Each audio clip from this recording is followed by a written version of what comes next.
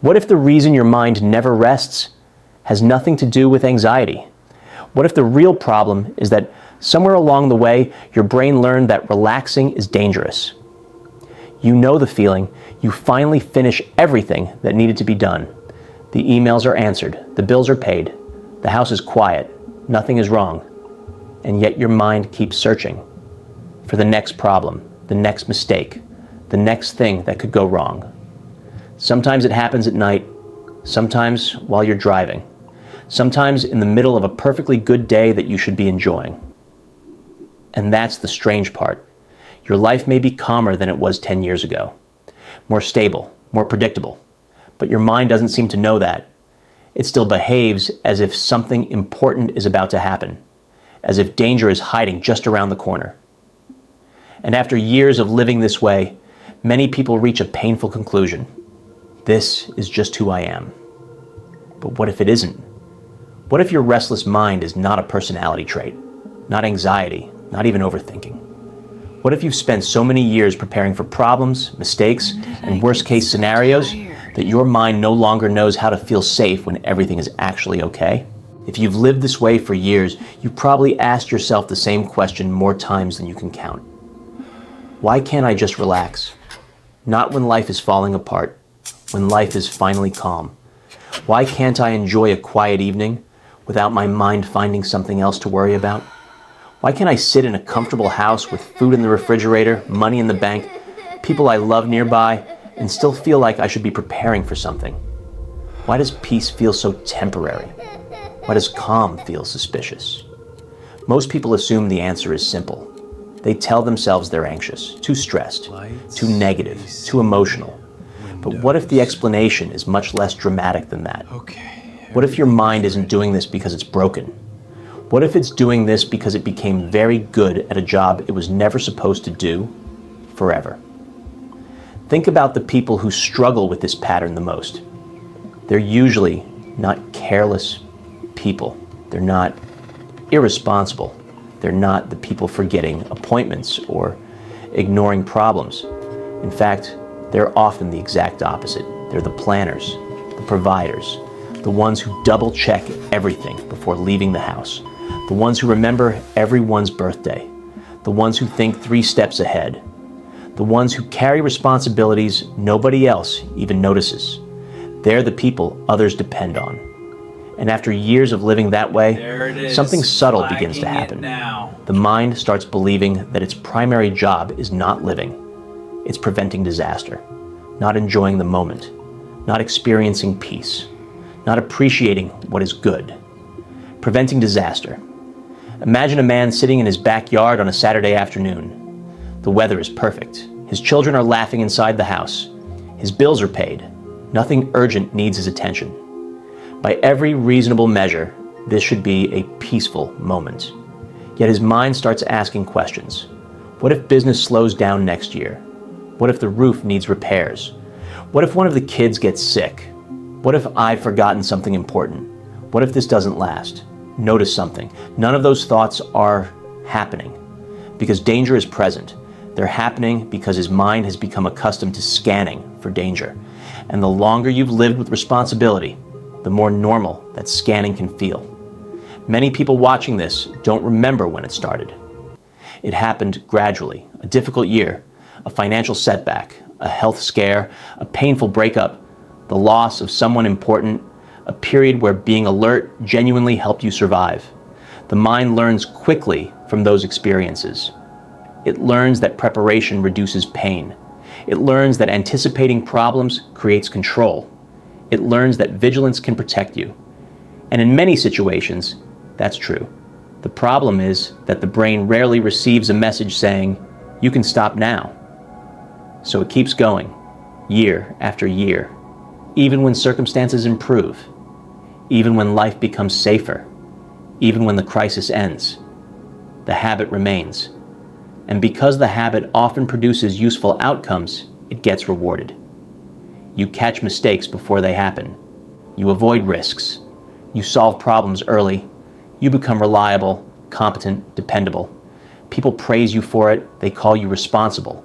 They call you prepared. They call you thoughtful. What nobody sees is the hidden cost, the constant monitoring, the inability to fully arrive in the present moment.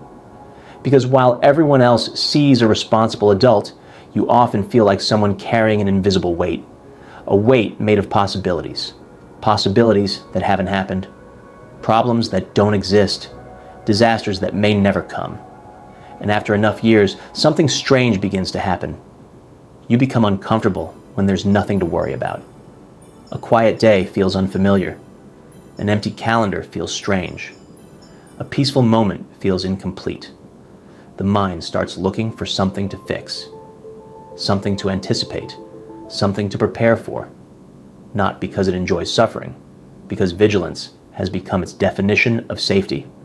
And once that happens, you stop asking a very important question. Not, why do I think so much? Not, why can't I relax? But something much deeper. When did my mind start believing that peace was something I had to earn instead of something I was allowed to feel? Because that question may reveal more about your life than years of overthinking ever could. There's a word most people use to explain this pattern: anxiety. And it makes sense on the surface. The restlessness, the scanning, the inability to settle, it looks like anxiety. It feels like anxiety. So that's the label people reach for. That's the story they tell themselves. And eventually, the story they tell their doctors. But here's where it gets interesting. Because for a lot of people watching this, anxiety isn't quite the right word. Anxiety, in its clinical sense, is the mind responding to threat. Real or imagined, the nervous system reads something as dangerous and fires up accordingly. What you're experiencing is different. It's not your mind responding to a threat. It's your mind searching for one. And that distinction matters more than most people realize. Because if you believe you're anxious, you look for ways to calm down. Breathing exercises, meditation, medication. You try to quiet the noise. But if what's actually happening is that your mind has learned to treat vigilance as safety, then calming down isn't the real problem. The real problem is that your mind doesn't feel safe when it's calm. Stillness feels like a gap, like something you forgot, like the moment before you realize you left the stove on. And so, without even meaning to, you fill it. Think about what happens when a responsible person finally gets a real break. Not a vacation where you're distracted by new places and new things to organize. A real break. Nothing urgent, nothing pending. The kind of afternoon where, by every external measure, everything is fine. For most people in that situation, the mind doesn't stay quiet for long. It starts running through things. Not because anything is wrong, because the mind has been rewarded over years for finding what's wrong before it becomes a problem. And a mind that's been rewarded for something doesn't stop doing it just because the circumstances changed. Psychologists call this a conditioned response. The brain forms pathways based on what has worked in the past. And if scanning for problems has kept you safe, kept you responsible, kept you ahead of the curve, that behavior gets reinforced. Not once, over years, until it stops feeling like a strategy and starts feeling like who you are. This is why simply telling yourself to relax rarely works. You're not dealing with a thought. You're dealing with a trained reflex. And trained reflexes don't respond to logic. They respond to repetition, to slow, consistent experience that teaches the nervous system something it hasn't fully believed in a long time, that nothing is wrong, that it's allowed to stop, that safety doesn't require surveillance. There's something nobody tells you about living with this kind of mental pattern for a long time. It doesn't just affect how you think. It starts to affect how you experience time, not in an abstract way, in a very specific daily way that most people never connect to what we've been talking about. You stop living in the present, not because you're depressed, not because you're distracted, but because your mind has developed a strong bias toward the future, toward what hasn't happened yet, toward what might go wrong, toward what needs to be prevented. And when the mind is constantly oriented toward a future that hasn't arrived, the present becomes something you pass through rather than something you actually inhabit. Think about the last time you were fully there. Not physically present, mentally present. Fully inside the moment, without part of your attention somewhere else. For a lot of people, those moments are rare. A few seconds of genuine stillness before the mind pulls back to its usual orbit. And what's strange is that this happens even during good moments. Especially during good moments. You're at dinner with people you love, and part of you is already thinking about tomorrow. You finish something you worked hard on, and instead of feeling it, you immediately move to the next problem. You reach a goal, and the satisfaction lasts maybe a day before the mind starts scanning again. This is what psychologists call anticipatory thinking. And in moderate doses, it's useful. It helps you plan. It helps you prepare. It helps you avoid mistakes. But when it becomes the default mode, when the mind spends more time in an imagined future than in the actual present, something quietly breaks down. You start missing your own life. Not dramatically, not in a way that's easy to point to.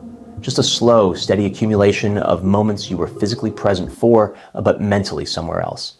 And here's what makes it harder to catch. The future your mind keeps running toward never actually arrives. Because the moment it becomes the present, your mind is already past it, already moving toward the next thing to anticipate. So you're always just ahead of where you are. Always preparing for a version of your life that exists only in your head. And the life that's actually in front of you keeps moving by, mostly unwitnessed. There's a particular kind of exhaustion that comes from this, not the tiredness you feel after a long day of physical work. Something deeper, the exhaustion of a mind that has been running a simulation of the future every single day for years, processing threats that never materialized, solving problems that never happened, carrying the emotional weight of scenarios that existed only as possibilities. And because that work is invisible, because nobody can see it, you often can't even explain why you're tired. You slept, you ate, nothing went wrong today, and yet you feel like you've been working for hours. Because in a very real sense, you have. The painful part is that most people don't notice how much they've been missing until much later, until they look back at a period of their life and realize they can barely remember it. Not because nothing happened, because they were never fully there while it was happening. The mind was always one step ahead, always preparing, always somewhere other than here. Most people who live with this pattern eventually develop a relationship with worry that they don't fully understand. They know it's exhausting. They know it costs them something every single day, but they also quietly trust it. Because over the years, worry has felt like protection, like the thing standing between them and everything that could go wrong. And so even when they desperately want to stop, there's a part of them that isn't sure it's safe to. A part that has learned through enough difficult experiences that letting your guard down is exactly when things fall apart. This is one of the most misunderstood aspects of what we've been talking about. It's not that people enjoy worrying. Nobody enjoys it. But the mind has built a case through years of reinforcement that worrying is what responsible people do. That if you stop anticipating problems, problems will find you unprepared. That vigilance is not a burden you carry. It's a wall you maintain. And once that belief is solidly in place, relaxing doesn't feel like relief. It feels like exposure, like you've left a door open that you always kept locked. Psychologists have a name for this. They call it positive beliefs about worry.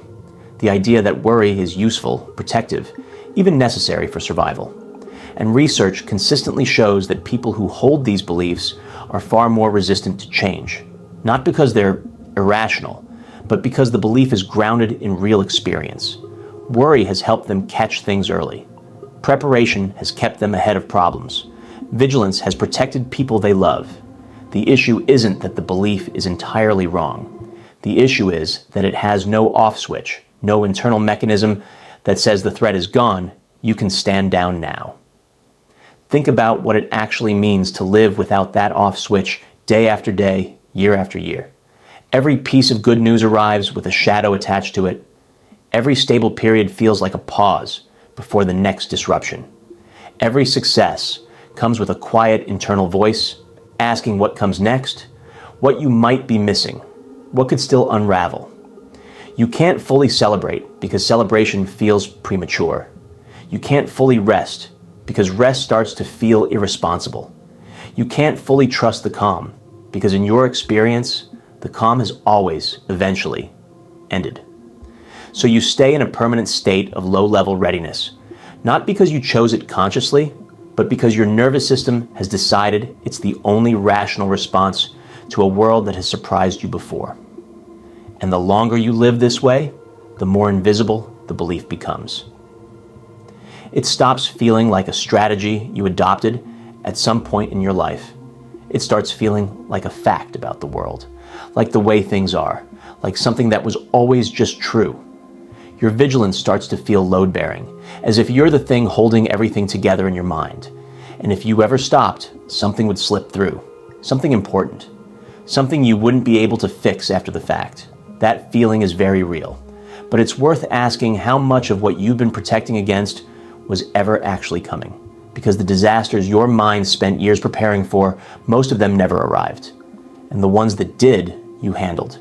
Not because you had anticipated every detail perfectly, but because you were capable. And you still are. At some point, if you've lived with this long enough, you start to wonder whether the problem is you. Not the pattern, not the habit, not the years of conditioning. You. Whether there's something fundamentally different about the way your mind works. Something that other people don't have to deal with. Something that makes peace harder for you than it seems to be for everyone else around you. That question is worth taking seriously, because it points to something real, even if the answer isn't what most people expect. The truth is that the people who struggle most with this pattern are rarely the careless ones. They're not the ones who drift through life without thinking too deeply about anything. They tend to be the ones who feel things more acutely, who take their responsibilities seriously, who have enough self-awareness to notice their own patterns, but not always enough distance to see them clearly. Sensitivity and vigilance often travel together, and for a long time, that combination looks like a strength. Because in many ways, it is. But sensitivity without safety becomes hypervigilance. And hypervigilance, over time, rewires the way the brain processes ordinary experience. Neuroscientists have studied this extensively. When the nervous system spends prolonged periods in a state of alert, it begins to lower the threshold for what counts as a threat. Things that wouldn't have triggered a stress response before start to feel significant. A slightly different tone in someone's voice. A day that's quieter than usual. A moment of unexpected good fortune that the mind immediately tries to explain away or prepare for the end of. The system becomes sensitive, not just to real danger, but to the absence of the familiar tension it has come to associate with being alive. This is where the experience stops being just exhausting and starts being genuinely disorienting. Because you can find yourself feeling anxious in situations that are objectively fine, unsettled, during moments that should feel peaceful, vaguely uncomfortable on the best days of your life, without being able to explain why to anyone, including yourself. And that disorientation, that gap between how things are and how they feel, is one of the heaviest parts of carrying this. Not the worry itself, the loneliness of not being able to explain it, of sitting in a good life and feeling like something is still wrong and not knowing whether to trust the life or trust the feeling. What most people never get told is that this experience has a name, and more importantly, it has a mechanism. It's not a character flaw. It's not ingratitude. It's not weakness dressed up as responsibility.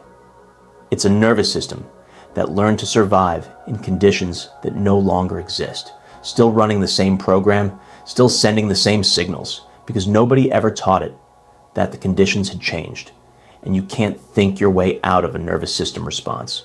You can't logic your way to feeling safe, but you can, slowly and with the right understanding, begin to teach your body what your mind already suspects, that the emergency is over, that you made it through, that the version of life you're living now is asking something different from you than the one that taught you to never stop watching. There's a conversation that almost never happens, but probably should. Not with a therapist, not with a friend, with yourself. A real one, not the kind where you run through your problems and look for solutions. The kind where you sit with a question long enough to actually hear the answer. And the question is this: when did you decide that you weren't allowed to feel okay? Not when did things get hard, not when did life become complicated, but when did you make the internal decision, conscious or not, that feeling at ease was something other people got to do, but not you? Because for a lot of people carrying this pattern, that decision happened so early and so quietly that they never even noticed it was a decision. It just became the operating assumption, the background condition of everything else. You can have good things, but you have to stay ready to lose them. You can feel happy, but you can't trust it. You can rest, but only after everything is handled. And everything is never fully handled, so rest becomes something you're always almost earning, but never quite reach. Psychologists who study this describe it as a kind of emotional permission problem. The mind doesn't just struggle to relax, it struggles to believe it's allowed to. And that's a different problem entirely, because it means the obstacle isn't external. There's no amount of stability, success, or security that will solve it from the outside. You could eliminate every source of stress in your life tomorrow and still feel that low hum of unease, because the unease was never really about the circumstances. It was about a rule you internalized so long ago that it stopped feeling like a rule and started feeling like reality. What's worth understanding is where that rule usually comes from. For most people, it didn't arrive as a single dramatic event. It built up through smaller moments. A childhood where staying alert kept you out of trouble. A period of real hardship where relaxing genuinely would have been dangerous. A relationship where your needs always came second and you learned to stop expecting otherwise.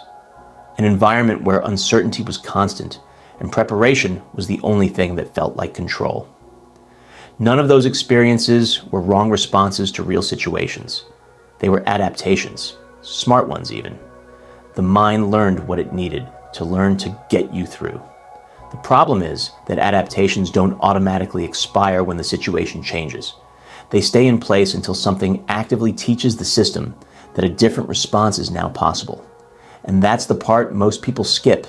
They recognize the pattern. They understand it intellectually. They can explain it clearly, maybe even to someone else. But understanding doesn't dissolve it. Recognition doesn't release it. Because the part of you that's still running on that old rule isn't the thinking part. It's the part that lives underneath thinking. The part that decides how safe you feel before your conscious mind even has a chance to weigh in. And reaching that part requires something different than insight. It requires experience. Repeated, embodied experience that teaches your nervous system slowly and consistently that the old rule no longer applies. That this moment, right now, is not the moment you need to brace for. That you can be here fully without it costing you something.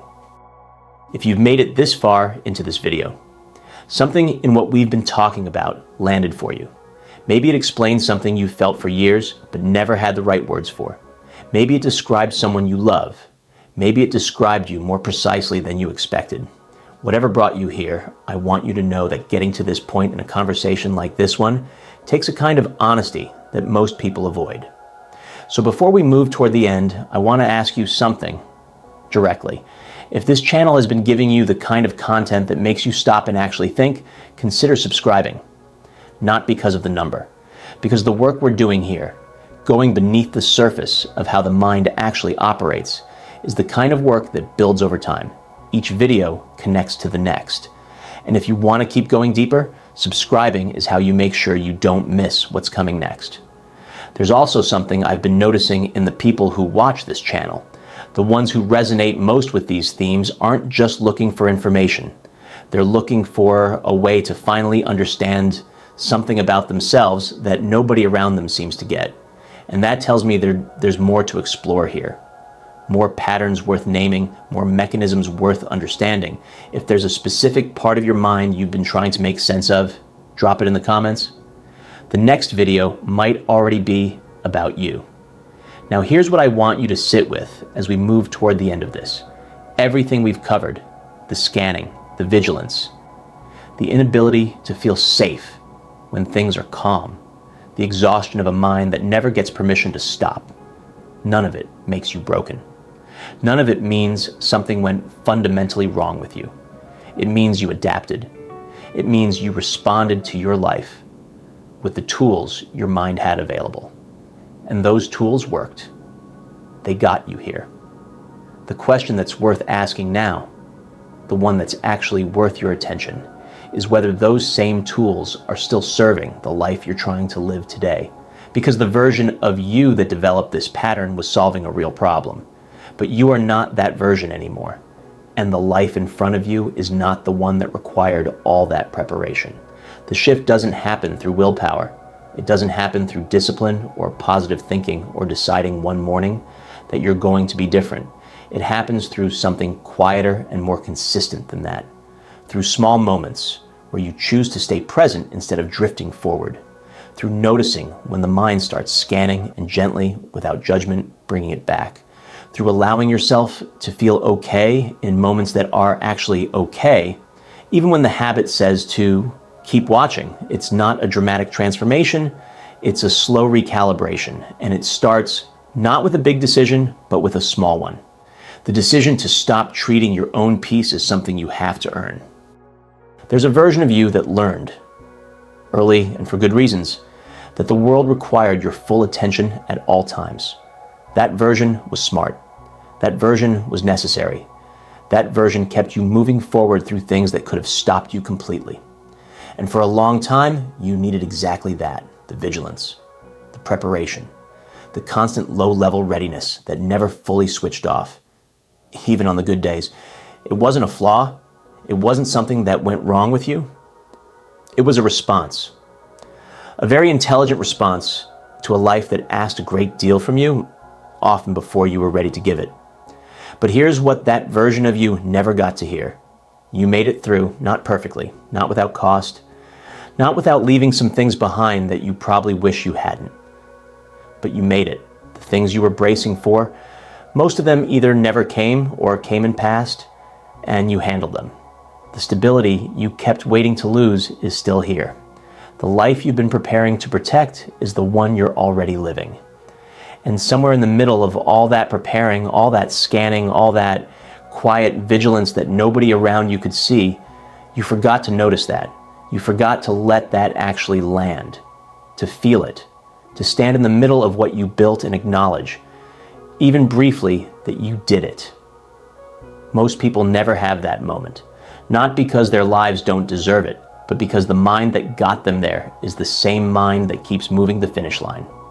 You reach one level of stability and the mind immediately recalibrates to the next potential threat. You solve one problem and the mind is already 3 problems ahead. That's the cruel irony of this pattern. The very mechanism that helped you build a stable life is the same one that prevents you from ever fully feeling it. You worked for something you were never wired to enjoy. And that's not a small thing. That's worth sitting with. What we've been talking about today isn't really about overthinking. It's not about anxiety or stress management or learning to breathe differently. It's about something more fundamental than any of that. It's about the gap between the life you're actually living and the life your nervous system thinks you're still in. That gap is where the restlessness lives. That gap is where the exhaustion comes from.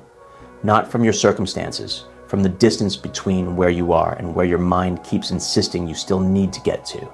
And closing that gap, even partially, even slowly, changes something that no productivity system or morning routine ever could. It changes how it feels to simply be you on an ordinary day, with nothing urgent happening. You don't have to fix everything at once. You don't have to dismantle years of conditioning through a single decision or a single video, but you can start noticing today the moments when your mind leaves the present to go somewhere it hasn't been invited yet. And instead of following it automatically the way you always have, you can pause. You can stay just long enough to feel what's actually here. Because what's actually here, more often than your mind is willing to admit, is enough. It has been enough for a while now. The work isn't adding more. The work is learning to be present for what already exists, without needing to justify that presence by earning it first. That's where real rest lives. Not in the absence of problems, not in a future where everything is finally handled and you can breathe. In the ordinary moment you're standing in right now, which your mind keeps passing through on its way to somewhere else. The question worth carrying with you isn't why you can't stop thinking. The question is what you've been missing while you were busy preparing for a disaster that never came. Leave that in the comments. Not what stresses you out, not what you're worried about, what you think you've been missing. Because that answer, your honest answer, is probably the most truthful thing you've said to yourself in a long time. And it might be exactly where the next conversation needs to begin.